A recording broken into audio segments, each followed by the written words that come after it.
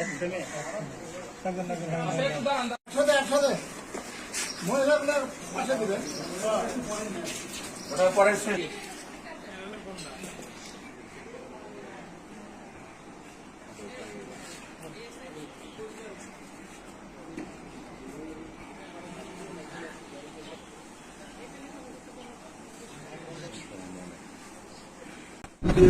ধর্ষণের চেষ্টা 6 বছরের একটি শিশু বাচ্চাকে বিয়ে বাচ্চা ধর্ষণের চেষ্টা যুক্ত পাওয়ার পরে সেখানে